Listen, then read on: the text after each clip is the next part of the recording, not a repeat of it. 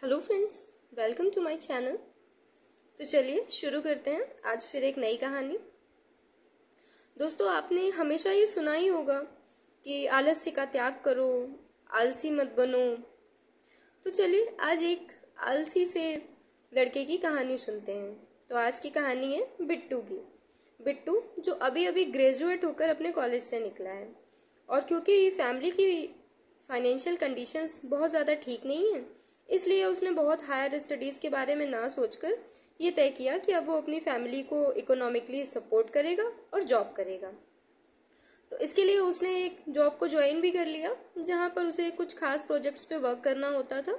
क्योंकि बिट्टू ने इलेक्ट्रॉनिक्स में बीटेक किया था, इसलिए उसे अपने वर्क से ही रिलेटेड कुछ प्रोजेक्ट्स मिले हुए थे। अब बिट्टू की समस्या ये थी कि वो स्वभाव से बहुत आलसी था। उसे हर काम करने में इतना ज़्यादा वक्त लगता था कि वो अपने आप एक काम को ख़त्म करने में इतना ज़्यादा वक्त ले लेता था कि दूसरा काम कर ही नहीं सकता था।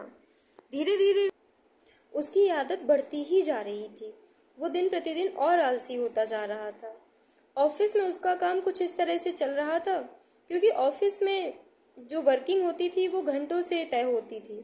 यानी आपके ऑफिस के आने का टाइम और ऑफिस से जाने का टाइम, उससे आवर्स कंप्लीट होते थे कि आपने ऑफिस में कितना वक्त गुजारा, कितना वक्त काम किया। तो वो अपने ऑफिस के घंटे कुछ इस तरह कंप्लीट करता था कि सिस्टम खोलकर बैठ जाता था, लॉगिन कर देता था और अपना काम धीरे धीरे धीरे धीरे करता रहता था। एक घंटे में उसे 3 से 4 बार प्यास लगाती थी। हर 2 घंटे में वो 2 से 3 बार वॉशरूम भी चला जाता था। चाय पीने जाने पर तो वो भूल ही जाता था कि ऑफिस भी वापस आना है, और लंच करने के बारे में तो पूछिए ही मत। तो कुछ इस तरह से ऑफिस का काम चल रहा था। यहाँ पर जो इस समय बॉस थे, उनकी पॉलिसी ये थी कि ऑफिस वर्किंग आवर्स आपको कंप्लीट करने हैं, जो कि बिट्टू के कंप्लीट हो रहे थे। प्रोजेक्ट के लिए एक टाइमलाइन दी जाती थी, जिसे आगे पीछे करते हुए वो किसी तरह कंप्लीट कर ही लेता था। अब चेंज ये हुआ कि ऑफिस में बॉस बदल गए थे और नए बॉस नई पॉलिसीज के साथ आए थे। उन्हें वर्किंग आवर्स से ज़्यादा प्रोजेक्ट की प्रोग्रेस से मतलब था। उन्होंने सभी एम्प्लॉयज़ को एक डिजिटल डायरी दी थी, जिसमें ऑफिस से जाते समय वो ये मेंशन करते थे कि उन्होंने अपने प्रोजेक्ट का कितना वर्क कंप्लीट कर लिया है। उसे परसेंटेज में लिखना होता था। लास्ट डे से अगले दिन के परसेंटेज से पता चलता था कि आज दिन भर में आपने अपने प्रोजेक्ट का कितना वर्क कंप्लीट कर लिया है। इस ऑफिस की डायरी में एक लॉगिन पासवर्ड होता था, जिसे पासवर्ड के बारे में सिर्फ एम्प्लॉय को और ऑफिस बॉस को पता होता था। तो कोई उसे छेड़छाड़ भी नहीं कर सकता था। और जाते समय सभी को अपने ऑफिस वर्क का प्रोग्रेस वहाँ पे मेंशन करना होता था, और उसके बाद उस डायरी को अपनी टेबल पर ही छोड़कर चले जाने होता था। ऐसा ही चल रहा था। अब एक नया प्रोजेक्ट सभी के हाथ में आया था। सभी एम्प्लॉयज़ को कुछ नए प्रोजेक्ट्स दिए गए थे। तो सीधी सी बात है, हमारे आलसी बिट्टू को भी एक नया प्रोजेक्ट मिल गया था, और बॉस ने हर दिन की प्रोग्रेस मेंशन करने के लिए बोला हुआ था। अच्छा, आपको एक खास बात तो मैंने बताई नहीं कि बिट्टू की यहाँ पर एक बेस्ट फ्रेंड भी जॉब कर रही थी, जिसका नाम सुरभि था। बिट्टू और सुरभि के घर आसपास थे, और क्योंकि सुरभि कभी कभी लेट हो जाती थी ऑफिस से आने जाने में, तो उसे बड़ा अच्छा लगता था कि बिट्टू भी यहीं जॉब कर रहा था, तो लेट हो जाने पर उसे ज़्यादा परेशानी नहीं होती थी। वो दोनों साथ में ही आ जा सकते थे, क्योंकि ऑफिस के आवर्स कभी मीटिंग की वजह से देर भी हो जाती थी, और रात हो जाने पर सुरभि को कोई समस्या नहीं होती थी, क्योंकि बिट्टू उसके घर के पास में ही रहता था। कहने का मतलब ये है कि दोनों अच्छे फ्रेंड्स थे और एक दूसरे की हेल्प से उनका काम चल रहा था। चलिए खैर, कहानी में आगे बढ़ते हैं। अभी तो प्रोजेक्ट भी कंप्लीट करने हैं। बॉस ने लगातार एक वीक तक चेक किया सभी की प्रोग्रेस को, और उन्होंने पाया कि इस लिस्ट में सबसे नीचे से पहला नंबर आता है आलसी बिट्टू का। बिट्टू की प्रोग्रेस पर डे सिर्फ 2% की थी। यानी आज उसका प्रोजेक्ट 10% कंप्लीट हुआ है, तो अगले दिन 12% होने वाला है।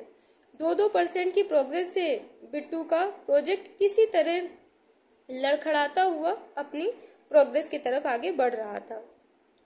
तभी अचानक एक दिन बॉस ने ये क्लियरिफाई किया कि मंथ के लास्ट में जिसका प्रोग्रेस रिपोर्ट सबसे वीक होगा, उसे ऑफिस से टर्मिनेट कर दिया जाएगा, यानी उसे ऑफिस से निकाल दिया जाएगा। इसका मतलब होगा कि वो कामचोर है और ऑफिस से मुफ्त के पैसे लेना चाहता है।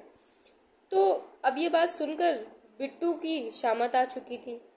ऐसा नहीं था कि बिट्टू जानबूझकर अपने काम को डिले करता था, लेकिन क्योंकि आलस उसके शरीर में, उसके मन में, उसके वर्किंग कल्चर में इस तरह से घुस गया था कि वो हर काम को इतना लेजी तरीके से, इतना खींच कर लंबा कर देता था कि वह काम हो ही नहीं पाता था। अब बिट्टू की फ्रेंड सुरभि को इस बात की चिंता हुई कि मंथ कंप्लीट होने को है, सिर्फ 10 दिन बाकी हैं और बिट्टू का प्रोजेक्ट 50% भी नहीं हो पाया है। ऐसे में अगर बिट्टू का प्रोग्रेस सबसे लास्ट रहा तो बिट्टू को टर्मिनेट कर दिया जाएगा और वो ऑफिस में अकेली पड़ जाएगी। इसके लिए उसने बॉस से जाकर बात की कि सर, बिट्टू की परफॉर्मेंस सबसे वीक चल रही है, ये हम सबको पता है, लेकिन बिट्टू काम में इतना आलसी नहीं है, उसकी काम करने की स्पीड ही इतनी स्लो है कि वो समझ नहीं पा रहा है कि ये उसके आलस का सबसे पहला कारण बन गया है। सर, मैं चाहती हूँ कि आप उसकी कुछ मदद करें। वो वर्किंग में बहुत अच्छा है, उसका टैलेंट भी बहुत अच्छा है, बस कुछ स्पीड का मामला फंस रहा है जिसने उसको आलसी बना रखा है। उसने अपना समय इस तरह से बांट रखा है कि इधर उधर की चीज़ों में ही इतना समय ज़ाया हो जाता है कि ठीक काम करने के लिए वक्त ही नहीं बचता। बॉस ने कहा कि ठीक है, अगर तुम चाहती हो तो मैं बिट्टू की कुछ मदद करने के लिए तैयार हूँ, क्योंकि उसका पिछला रिकॉर्ड भी काफ़ी अच्छा है। बस काम को लेकर उसकी परफॉर्मेंस ठीक नहीं है, पर इसके बारे में तुम और किसी से कोई बात मत करना। सुरभि तैयार हो गई।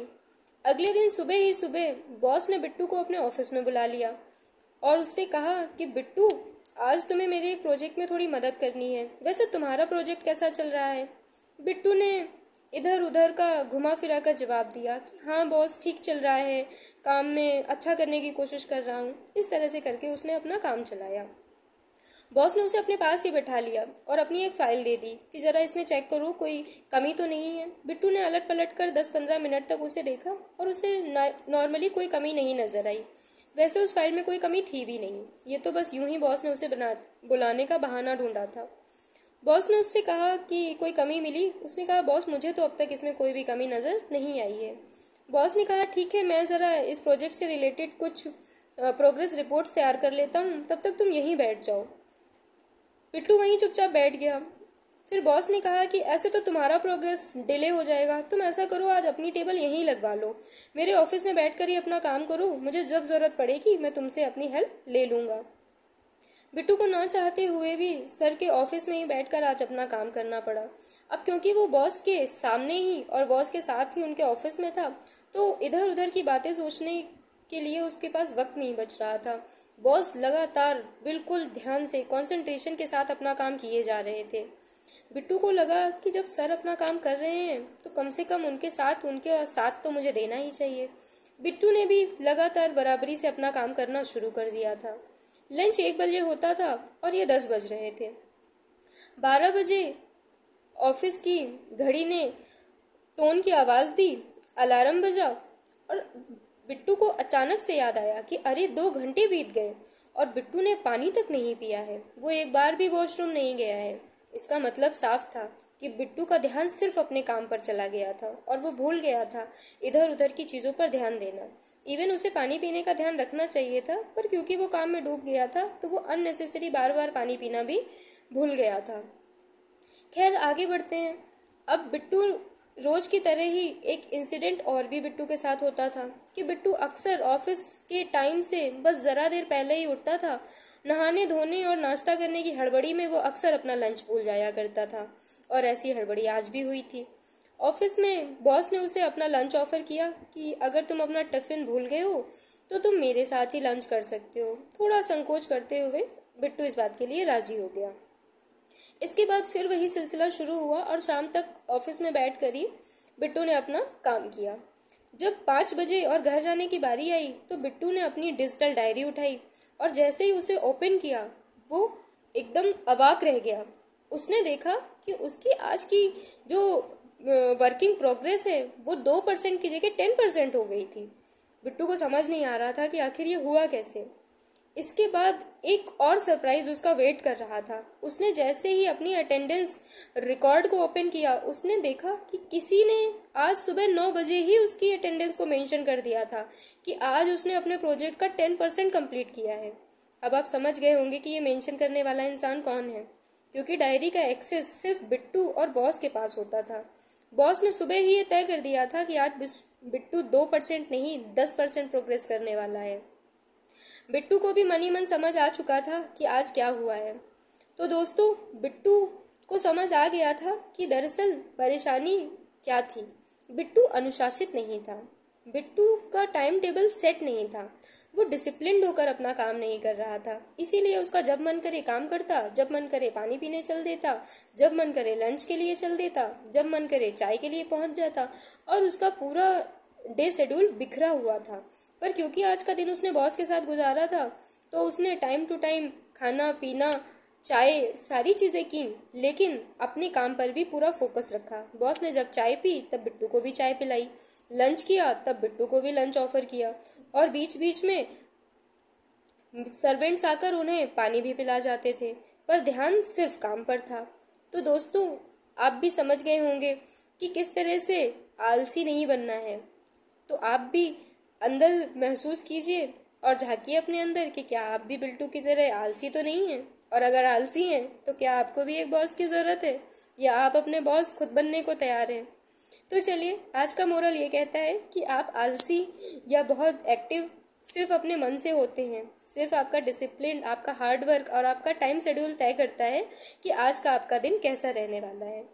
आज के लिए बस इतना ही। थैंक यू फॉर वॉचिंग, और कमेंट करना बिल्कुल मत भूलें। आपकी फीडबैक ही तय करते हैं कि कल की स्टोरी में क्या नया करना है। Okay, bye.